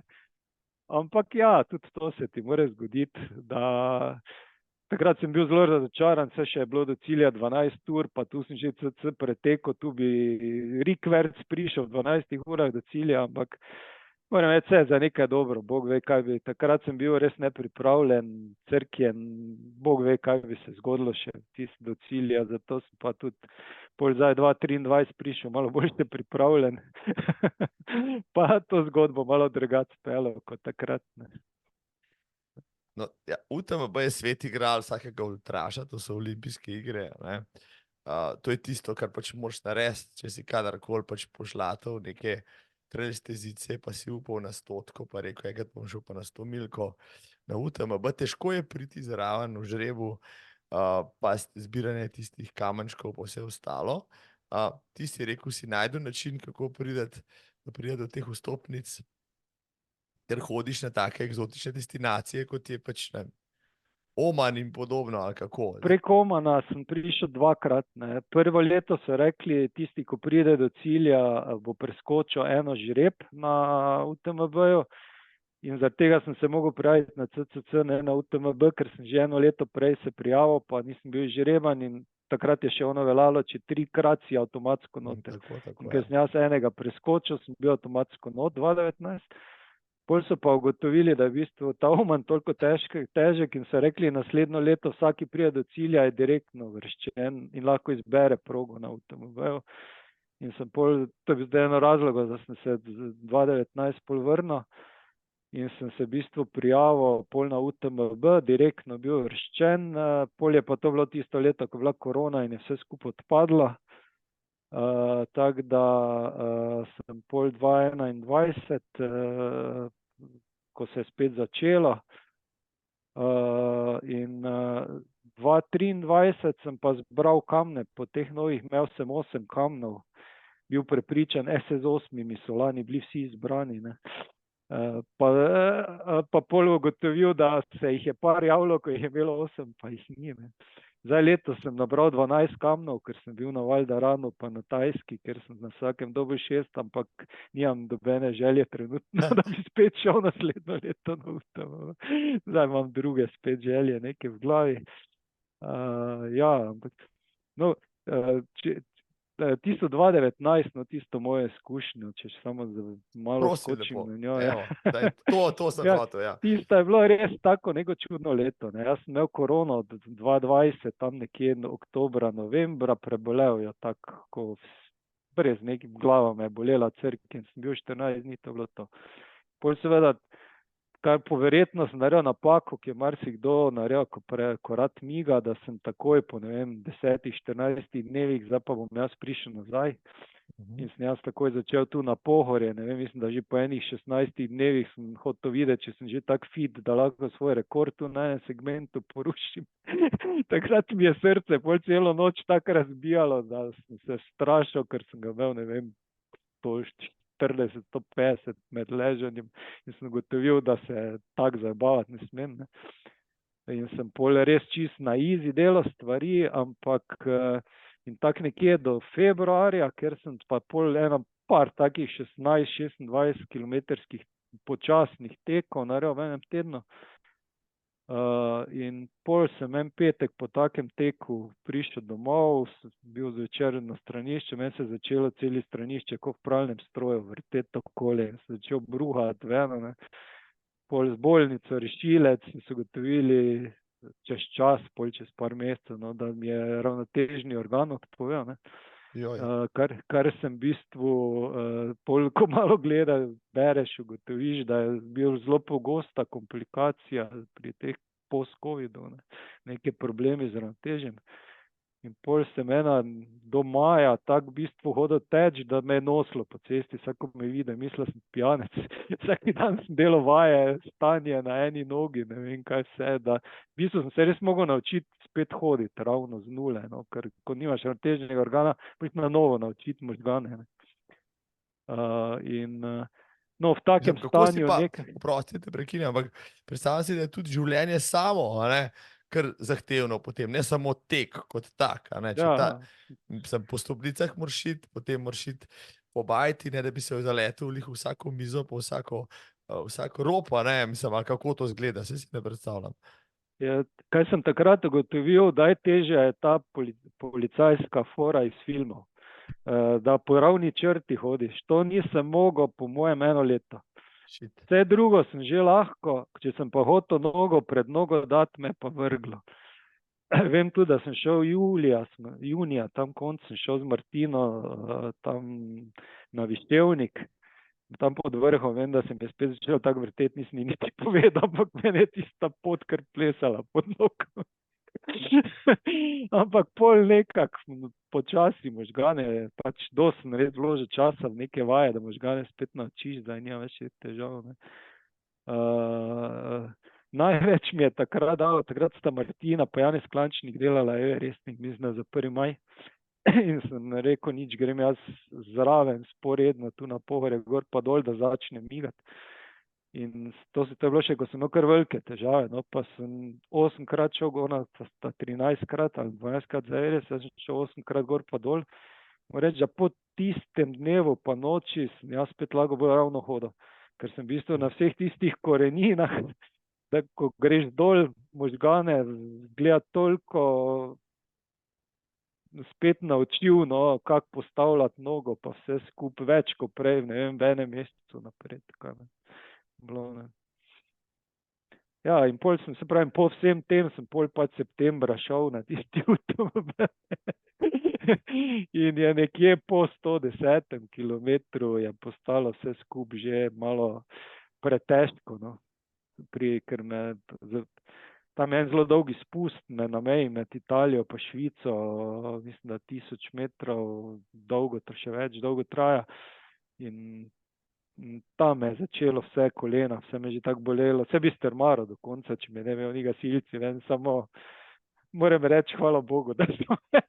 Tukaj tudi strmo ni šlo čez, ja, in se ti moče rešil, kakšno zadrego več, ja. Bi se znal pač sam ustaviti, če bi bil v življenjsko ogrožajočem stanju, če bi ti rekel, ne, se poznaš knjige vseh kakšnih teh ultraših, ki v dolini smrti padejo dol, ne, pregreti na 42 stopinjah, ne, pa jih pa vlečejo v bolnico, pa hočejo s tem pobegati, pa zaključiti dirko in tako naprej, ne. Ko grejo že čez rob, pač samo kontrole. Ti praviš, da si tudi trmast, ne, bi šel, ne vem, z glavo skozi zid, če te ne bi ustavili, najbrž ja, ali kako? Ja, težko je biti pameten, preden se ti zgodi, da sem v življenju večkrat videl. bojim se, da bi imel težave. Jaz vem, da sem si naredil neke neumnosti, tudi ko sem malo ultra vode zavel, pa sem si rekel, če bi še enkrat se znašel s tem znanjem, ki ga imam zdaj v isti situaciji, bi naredil čisto traperijo. Tudi če bi vedel, da si bom utrgal pač tisto ahilko, bi šel še enkrat, upajoč, ne, zdaj pa to vem, zdaj pa drugi se mi pa ne bo zgodil, čeprav bi bila 100% vrednost, da se bo. In je to najbrž mentaliteta pač ljudi, ki mogoče hočejo iti malo onkraj tistega, kar mislijo, da so sposobni. Ja, mislim, tako se rekel, ne, jaz sem že večkrat videl v življenju, takrat, ko ti misliš, da ne moreš, da si pa zdaj res prišel do zida, ne. In pol to je recimo na Toru bilo najbolj tako, ker 5 dni, pa ne vem, 5 ur, mislim, da sem spal v 5 nočeh, ko sem nekaj skupaj računal, pol za nazaj. Ko pomisliš, kje si mislil vse, da zdaj pa si gotov, zdaj pa več ne gre, pa vidiš, kaj vse si še naredil in kako v bistvu ta obdobja, ko si čist na tleh, pridejo pa grejo, ne. In čez, ne vem, 5 ur si pa v euforiji, da je življenje lepo, ti si fit, vse gre, zjutraj si bil pa, ne vem, na tleh, pa toliko, da se nisi oko pa z glav zid toliko, da zdaj pa res več ne bo šlo. In to, v bistvu te stvari, no, mene tako, bi rekel, da saj enkrat na leto ali pa tu pa tam imam rad izziv, ko ne vem, ali bom prišel do konca ali ne, ali kaj se mi bo dogajalo vmes tam, ne, te stvari. Vem, da si v enem samem zapisu omenil Carlosa Castanedo, in bom rekel, pač šamani posegajo po kakšnih zeleh, mogoče kakšnih substancah, zato da dosežejo mogoče to obliko halucinacije, transcendence, česarkoli že, bi lahko rekel, da je pa ultratek čist lep nadomestek oziroma paralela za to, ne rabiš substanc, samo svoje telo moraš pripraviti, toliko delaš ga spraviti, da to samo začne proizvajati, pa ti možgane zalije s temi spojinami. Ja, zato ne vem, če si bral ta moj blog, verjetno malo, ker so dolgi UTMB zdaj letošnji, ne, ker se bo neki, pač jaz ponavadi rad najdem neko rdečo nit, ko jo vlečem skozi zapis, da ni samo... Fantastično je bila, ta bi bila zelo všeč, zelo aktualna tudi, no, ampak izvoli, kar ti mi povej, izvoli. In tukaj sem pač to bo približno en trenutku, kaj je bilo meni najbolj mislim, kaj se mi je najbolj stisnilo spomin, jaz sem pač okoli te neke čiste sreče razglabljam, ne, mestne. In v bistvu, ali tudi sprašujem, ne, chat GPT, ki je zdaj pač bil GPT, ki je pač bil, zdaj pa se zahecam malo zraven, ne. Ali smo mi odvisniki, ker v bistvu iščemo podobne občutke kot nekdo, ki jemlje mamila oziroma te substance, ne, ampak ja, jaz mislim, da so ti občutki verjetno, jaz nisem nikoli probal, tudi ne bom te, marsičim sorodni, no, in ampak seveda so dosti bolj globje, nekaj površno, kaj tam tukaj pa globina velika, ne, in ravno na UTMB-ju, ker je res tako dolgo vse skupaj in res moraš vložiti tudi časovne zapore za rekreativce, so na teh tujih tekmovanjih, ne moreš kar iti počasi, ne, moraš vseeno nekako iti, ne. In neki ta trenutkih, ko si v tiste euforiji, ko ne vem, ko se zavedaš, da mogoče, ne vem, eno je tisto pred ciljem, ko ti mogoče pol ure pred ciljem misliš, zdaj pa zgleda, bom res prišel, ne morem verjeti, ampak bom res, ne, in ni pol tiste največja sreča, ko si v cilju, pa ko vse za tabo, ampak tisto zadnjo uro, ko sem jaz hodil proti cilju, ja. Takrat, mislim, to so taki občutki, ko ne vem, kaj bi dal za to ponavljanje tega, da take, to letiš, to si Nič ne čutiš več, nimaš nobenih težav, to samo gre. Pa tudi recimo na toru, kjer pravim, ne, vmes imaš res ups and downs, take, in pol, ko se veseliš takih malih stvari, ko res, jaz ne vem, mislim, da sem tudi v enem blogu napisal, da je največ, kaj bi človek mogel ohraniti, tisto nekaj otroškega v sebi, ne, to je bilo tudi v eni knjigi, ne. Dejansko, ko vidiš, mi ful kompliciramo tu v življenju, pa ne vem, kakšne probleme imamo, pa ne vem kaj, pol pa vidiš tam veselišče, ne vem, ker je tak lepi travnik, ker je tak lepi sončni vzhod, ker je ni nekdo naredil taki dober kos mesa na okrepčevalnici, da bi ga kušno. In te male, ko si ti dovolj sebe mogel dati v nekaj, te male stvari spravijo v neko tako čisto srečo, da mislim, da je to najbolj tisto, no, kar verjetno jaz iščem v teh dolgih tekih, ti občutki tega malega zadovoljstva, velikega zadovoljstva nad malimi stvarmi. Lepo si to povedal, lepo si to ubesedil, se mi zdi, da je popularnost trail teka, pa marsikaterega gosta sem že vprašal, kaj meni o tem, ampak povezano tudi s tem, kar si ti zdaj dejal, ne? Okrog sebe smo si ustvarjali zelo kompleksen svet, ki nas ves čas nenehoma zaposluje z nepomembnostmi. Ne? In potem, ko ti enkrat začne to presedati, daš gor pač tiste trail copate, pa greš v hrib, ali pa greš na trail dirko, pa se omakneš od vsega tega in se tam veseliš spet tistega, kar si se veselil kot otrok, ko ti je foter po šihtu prinesel liziko, ali pa te je mati pelala prijatelju na rojsten dan, ali pa ne vem kaj, karkoli. Ja, jaz recimo, zakaj sem takrat hodil v Nepal pa Tibet? Ena od stvari je bila ta, da tam je bilo vse počasi. Tudi če si bil edini gost v lokalu takrat, da se je vredno marsikaj spremenilo, si lahko čakal 2 uri, ker je pač on imel čas, da ti tisto naredi in ti si imel čas in se nisi sekiral, bo ti že prinesel, vse imaš do večera čas, če pa za kosilo, vse ni problem, ne. In v takem bistvu, ko si, pa takrat ni bilo mobitelov, ne vem, na Napurni smo bili 1 mesec v dolini, kjer si mogel splezati not pa ven dobenega, nič nismo imeli sveta dobenega, ne. In takrat si res videl, vsako leto znova se videl, za kakšne nepomembne stvari mi izgubljamo toliko časa in ne vem, kako smo bogi in ne vem, kaj vse je narobe. Tam ti je bilo vse kristalno jasno. Bolj gledaš na svoje, pa si misliš, zdaj vse vem, zdaj nikoli več ne bom taki, ne.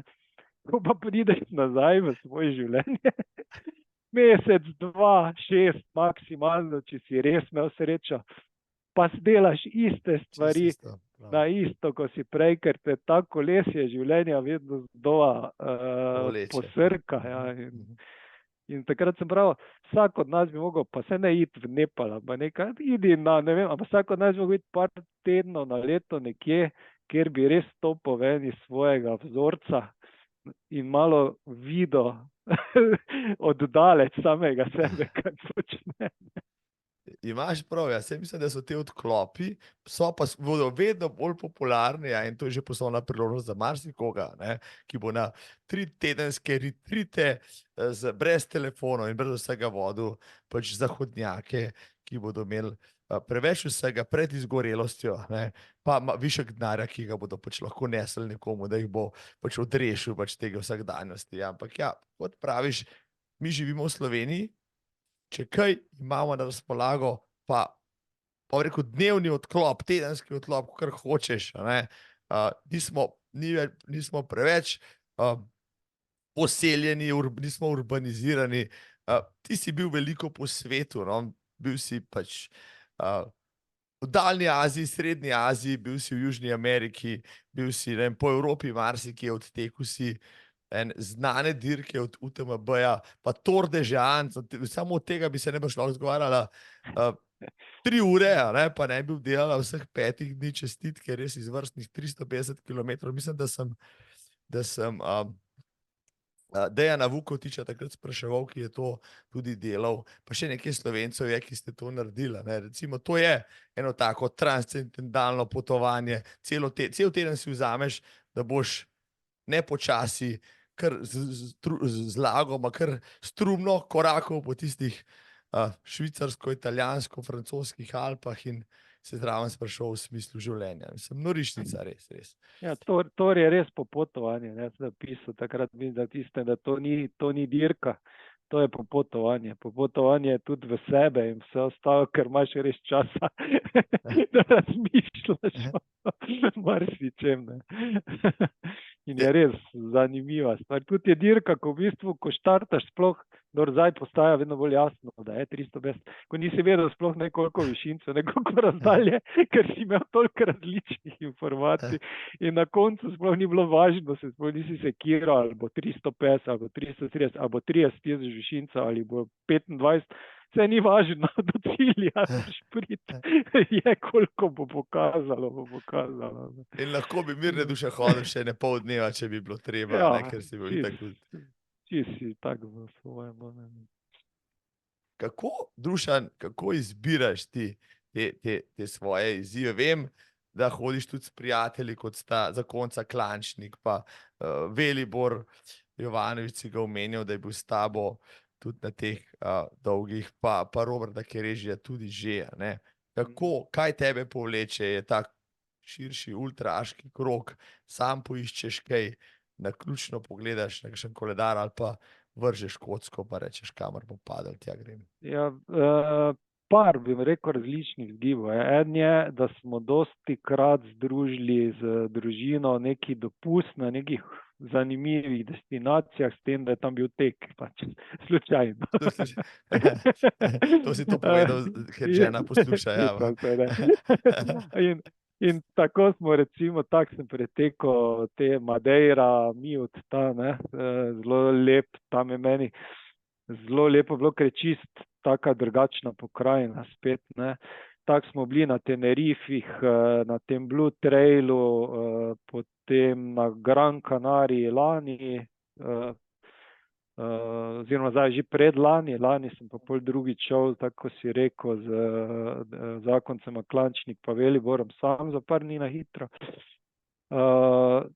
Dolomiti, recimo Cortino, imamo vsi zelo radi pri nas, jaz sem zaljubljen v Dolomite, to mi je tudi en najlepših trailov, naredil sem tam to 120, pa to 80. To je eno, ne? Recimo, kje je zanimiva, drugačna narava, kot pri nas, pa da mi preživimo mogoče 2 tedna tam, pa jaz mes pač odtečem.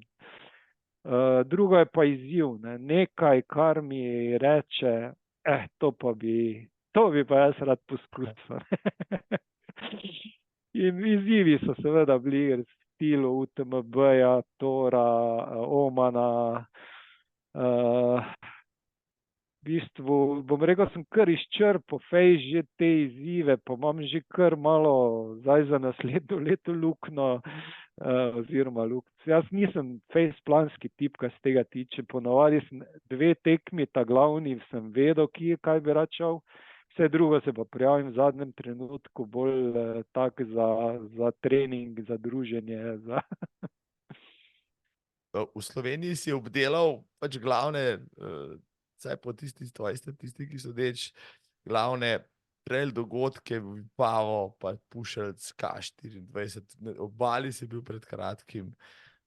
Kako se ti pa zdijo slovenski traili v primerjavi s tujimi, ker si zdaj pa že kar izkušen poznavalec te scene? Moram reči, da so zelo dobro organizirani, da ni neki nivo, je marsikje zelo primerljiv. Tudi marsikje, skoraj povsod je to, na plečih par zanesenjakov, ki svoj prosti čas, energijo za to žrtvujejo, polih pa še na koncu ne vem, kaj tam se pritožuje. Razmerja, ali pa te heca neki tam na občini, kot da ti to boš ne vem kaj zaslužil s temi stvarmi. Moram reči, vsaka čast. Tudi moja žena je organizirala Rogla trail pred 2 letoma, sem videl tudi, koliko je to nekih, če hočeš dobro organizirati, tudi tisti Rogla Trail so takrat vsi pohvalili, koliko je to res nekega časa, energije, razmišljanja, nekaj takega narediti. Ne. Je pa recimo ena razlika med temi res znanimi v tujini, pa tem je, da so recimo te časovne zapore. Ne. Marsikje v tujini so zelo v bistvu restriktivne, pri nas lahko večino teh, hvala Bogu, greš tudi, če hočeš prehoditi, lahko pač prehodiš. Ne. Recimo Tenerife imajo 24-urno omejitev, saj imeli so, zdaj so baj UTMB, pa bo verjetno drugačno, pa greš mes na 3600 metrov, pa čez 6500, mislim, da višincev in mislim, da nas je prišla nekje dobra tretjina v tem času do cilja. Oman tudi od 410, enih 130, ne pa da. Marsiki so te, jaz se moram reči, jaz sem med počasnej, jaz sem srednje hitrimi, no, jaz pravim, sem stari dizel, ne. Ampak nekako te zapore še lovim, ampak marsikje jih polovica ne ulovi ali pa 40%. No. In to je recimo tudi treba, če se človek prijavi nekam v tujino, taki večji znani, mora se malo pogledati, ali je sposoben v tem času tudi to narediti. Ne. A si zato potem na drugi poskus na UTMB-ju bil pripravljen do minute natančno vedeti za vsako postojanko, kje si bil takrat, ko ti je spodletelo, pa kje si sedaj, ker v blogu si popisal to do milimetra natančno, sem si rekel, ko si je človek med dirko zabeležil, pa kdaj, kako je to vse analiziral, fascinantno, je imel tajnico sabo, da je diktiral, a ne? Ne, seveda so te stvari, se veš, kako to, ti baj UTMB imajo vsi to isto aplikacijo, ki lahko za nazaj pogledaš. Jaz sem zelo neplanski tip. Jaz, ko štartam, ne vem, za razliko od recimo Janeza Martine Klančnika, Velibora, ki bojo vedeli vsaki hrib, vedeli bojo, kje bojo jedli, kaj bojo jedli, kje bojo pili. Jaz pogledam tisti profil proge, to je prekomplicirano, ne nas to gledati. In pol se čudim, a še en hrib. Kaki dolgi spust, nisem vedel. In tudi jem in pijem čisto po intuiciji, preveč jem, prijem v cilj včasih bolj verjetno težji, kot sem štartal. Sploh, če je dobra hrana, tako na Tajski, zdaj, kjer je res bila hrana zelo dobra na pokrepčevalnica. Mislim, to si pa prvi človek, ne, ki mi je tule zaupal v tem podcastu, da je hrana, mislim, vse, kar se tiče konzumacije in užitka le-te, tako pomembna na trailih, da ste si jo pojedel več, kot bi bilo nujno potrebno in da bi mogoče si vzel še kakšno urico več časa, ne. Če bi lahko, ker hrana je bila pa res okusna, ponavadi mi vsak reče, kalorije sem zmetal vase, da sem preživel in da sem prišel do cilja, ampak tebe si pa prav predstavljam, bomo pa tole zavezali malo, a lahko tlele še kozarček mogoče. Tak nekako, ja. Se pravi, znaš uživati, imaš težave kdaj s kakšno hrano, prebavne oziroma želodčne, ali si moram tudi... potrkati, ker marsikdo ima prav razlaga, ali pa piše, ja, nisem mogel nič sebe dati. Jaz in na odpravah, in na tekih sem lahko jedel skozi vse, no, tudi nisem izbirčen, jem vse, kar mi dajo. Moram reči, da dvakrat sem imel težave z želodcem na začetku. V bistvu rabim, to vidim, tako sem rekel, moje telo je neki dizel. One rabi nekje 20 km, da preklopi in meni je ponavadi prvih 20 teh dolgih fizično najtežjih.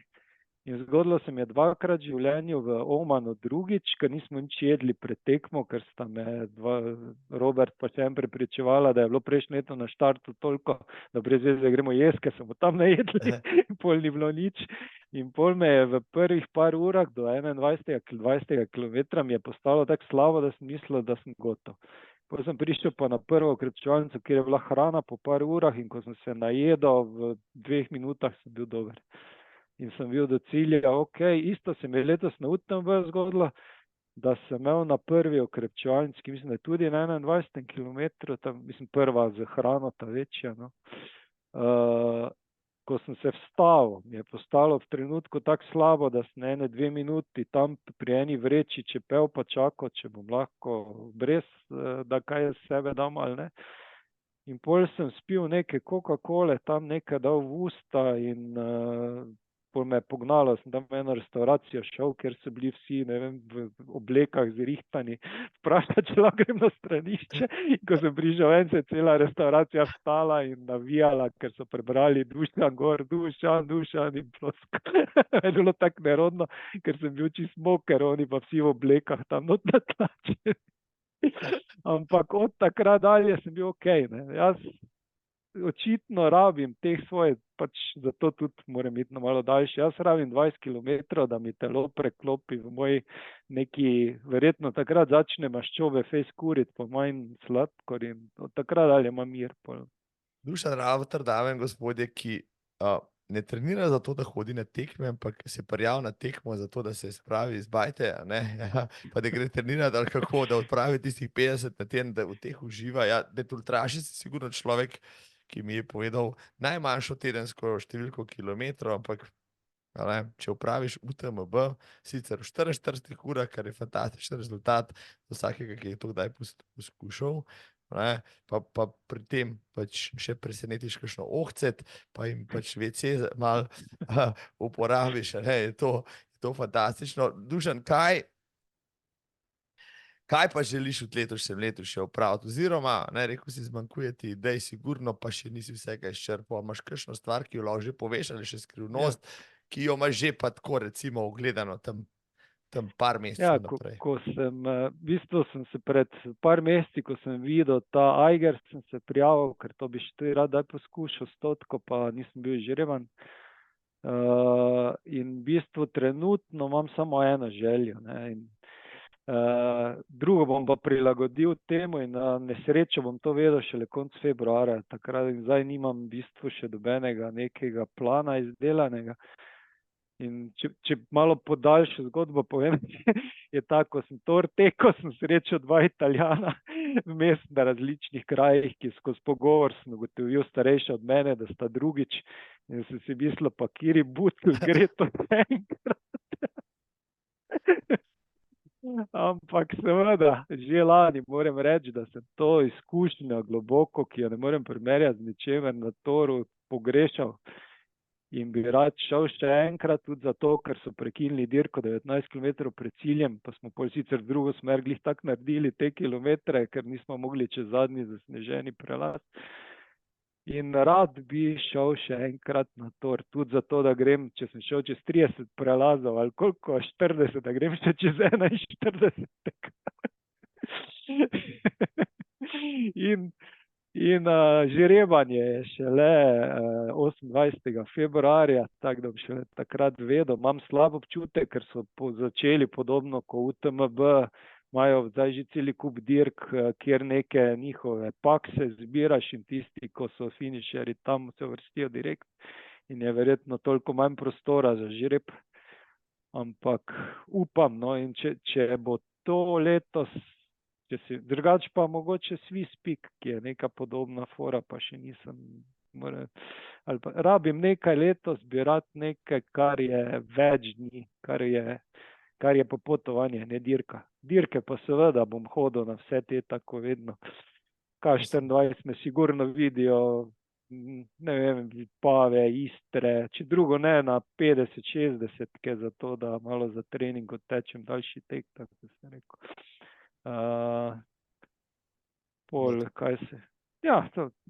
Letos sem res toliko v glavi na ta Tor, ne vem, lani vem, da sem v tem času imel že ne vem koliko dirk, celi plan, Val d'Aran sem vedel, UTMB sem vedel, pol sem že vse drugo prilagajal, na koncu je še ta Tajska padla z neba, no, neplansko.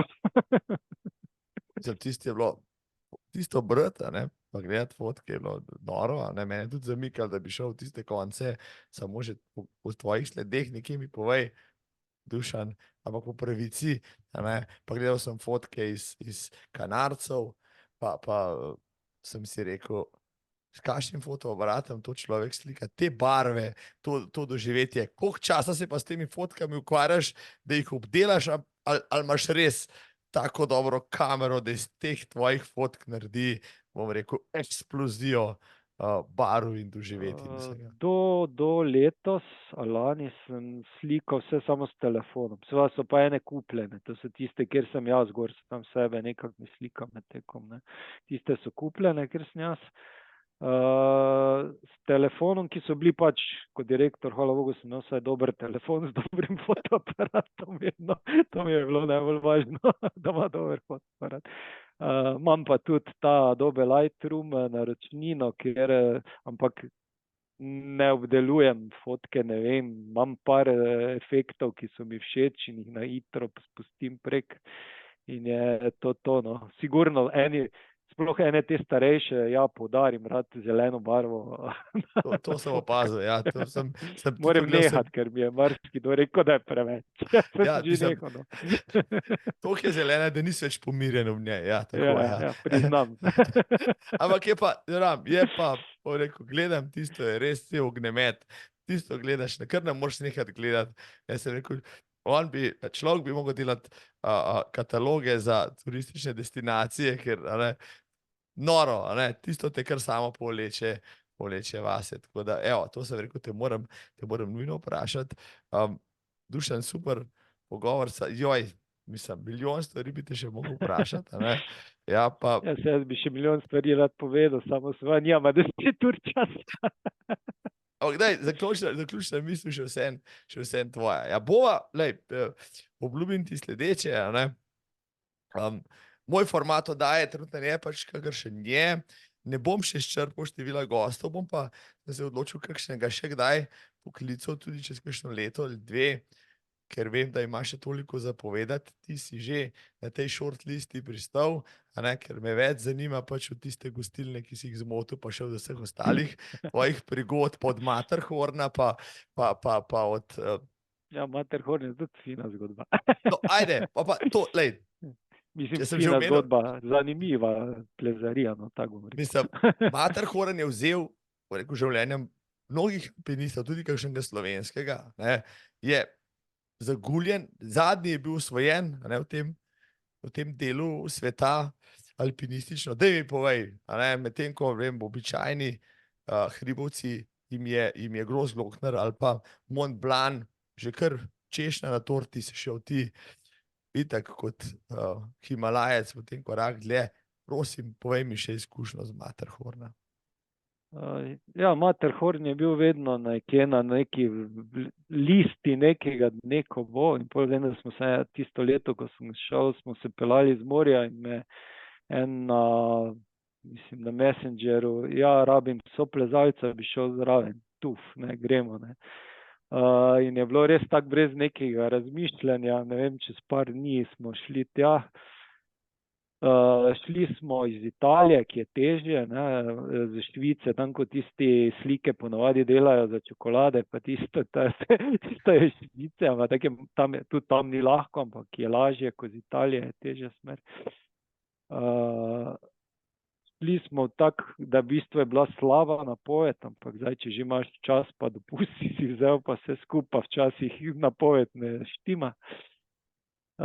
In smo prišli tja, ja, mislim, to je recimo ena plezarija, ko ne vem, če bi jo še kdaj ponavljal zdaj.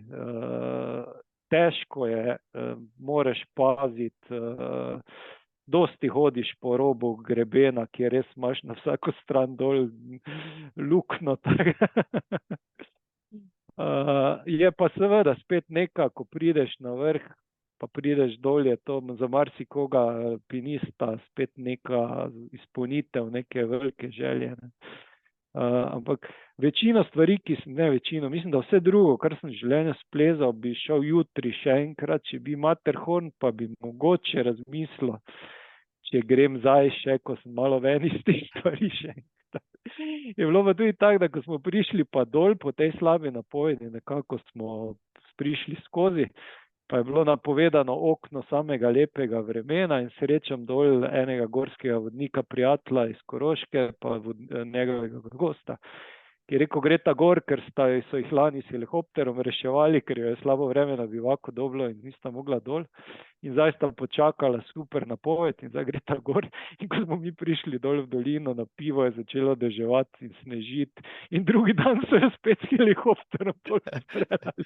Če sta še tretjič, po mojem, bi jih prvezal, pač. Noro. Ja, je kar zanimiva gora, no, tudi vezano kasneje, no, tam se je en prijatelj, ta gorniški se je ubil zdaj lani, predlani tam, ki mislim, da ni imel dovolj izkušenj za kaj takega in da se jih malo ta družbena omrežja ene potegnejo prehitro, nekaj bedarije. Res je, ja.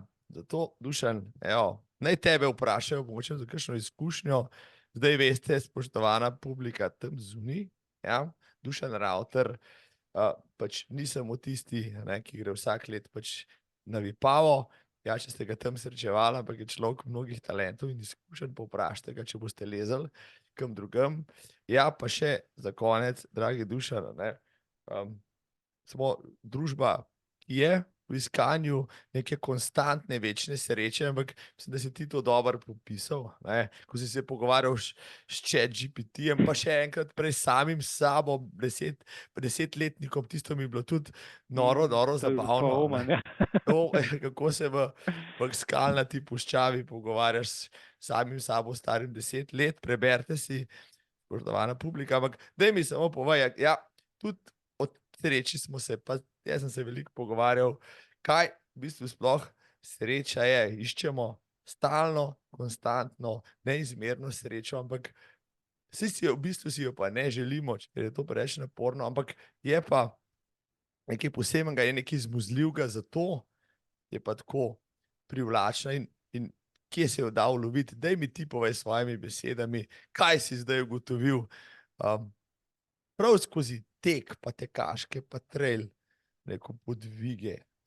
Kaj pravzaprav je ta sreča, za katero se tako pehamo, pa morda na napačen način? Ja, tako se rekel in z pravim in vsem tem, vedno znova ugotavljam, da prvič sreča je odvisna od tebe, ne od drugih. Dosti ljudi pričakuje, da bodo srečni zato, ker bo nekdo drugi nekaj naredil, da bodo oni srečni. Jaz vedno pravim, prevzami odgovornost za to, kaj počneš, živi v trenutku, v tem, ko zdaj je, in bodi srečen za male stvari, ker okoli nas je polno malih stvari, ko če jih vidimo, smo res lahko 20-krat na dan srečni. Tega jaz pravim, ko si rekel, da sem marsikje sem bil izpotoval, jaz vedno pravim, Slovenija je raj na zemlji. Mi smo Amerika za Američane, mi smo varna dežela, mi imamo vse žive stvari, ki marsikje na svetu nimajo. In pri nas res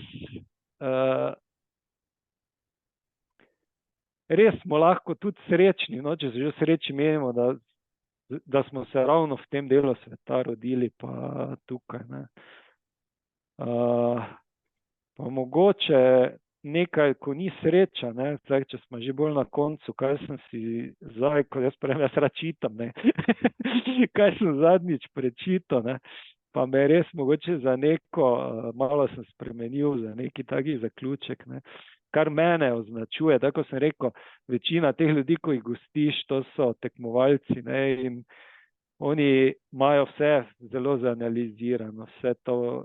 Jaz sem pač stari dizel, jaz iščem dogodivščine, srečo, občutke, ne vem kaj vse, neke zgodbe, ki jih lahko delim, vse to. Moraš zato, da nisi rejser, moraš prvo biti dovolj slab, pa mislim, dovolj počasen, pa dovolj star. Še en citat, ki si ga posebej zapisal. Ampak ena zanimiva misel, je bila, ultramaratoni niso obvladani le številkami, natančno načrtovanimi strategijami ali izračuni. ko pot postane težka, noge zelo utrujene, se moraš naučiti izključiti svoj in teči srcem in se prepustiti sanjam in intuiciji. In to se meni zdi, ne. Ko tečemo, vzamimo to vsaj včasih ali pa kot neko obliko meditacije, prepustimo se trenutku, sanjajmo. Jaz recimo sem ugotovil, jaz sem v življenju tudi proval, da sem tudi meditiral v te stvari, kdaj, ko sem imel polno vsega v glavi, ne. Ampak vedno znova ugotovim, da jaz sem človek, ko bi lahko 10 minut bil toliko na miru, da ne bi postal, da moram nekaj narediti. Ko pa tečem, je pa to v bistvu isti efekt, to je čista meditacija, če zdaj ne grem v rdečo. To je sprostitev v naravi, v trenutek, kam postaviš nogo, kak je lepi potok, kak je lepo drevo. In vzamimo to včasih kot neko sprostitev in obliko meditacije. No. Tule, zdaj samo potegnil črto, Dušan, tako lepo si tole povedal, tako lepo verbaliziral tisto, kar marsikdo od nas naj si bo, pa da teče po hribih, pa da teče po dolinah, kjerkoli občuti. Res je to, draga publika. Dušan Ravtar je bil tole, ja, bogočemu delodajalcu Dušana sporočam, da zelo dober telefon, prosim, to mora biti v razpisu, pa 10 dni dopusta, takrat, ko je tor, takrat ga pač ne bo na šihtu. Evo, to. Tako da, paste. Če te dal ponudbo, ja, mora biti to notar, če ne, sigurno ne bo sprejel. Dušan, užival sem neizmerno v najnem pogovoru, komaj čakam, da se srečava kje zunaj, ob kakšni dirki, ko bodo ostali dirkali, ti, pa tudi jaz bova pa iskala dobre zgodbe tam zunaj, pa da še kakšno rečeva. Hvala ti za skoraj 2 urice druženja, za tvoje prijetne in zabavne misli, pa na srečno in zdravo 2024 seveda. Ja, najlepša hvala za povabilo, moram reči, da me je zelo veselilo in se je fajn pogovarjati s tabo. In ja, tudi sem to vzel kot neko, bom rekel, čast, ker ti si vseeno z temi podcasti za slovenski tek naredi ogromno. Hvala lepa. Zato pa rabim ljudi, kot si ti, ne? Ljudi iz navadne smrtnike pravzaprav, ne? Ki tek dojema moče drugače, kot samo številke na urah, pa analizo na Stravi, no, če sem malo poenostavil, ampak ja, to je tisto, kar slovenski tek tudi potrebuje. In Dušan, super je bilo. Hvala ti, pa se vidi, pa prečitaj še kaj zanimivega tudi danes. Ja. Moram še tajsko blog si najčas zapisati. Čakamo zdaj tajsko, tam vse umazane podrobnosti, prosim. Ja. Hvala. Lep pozdrav, čau.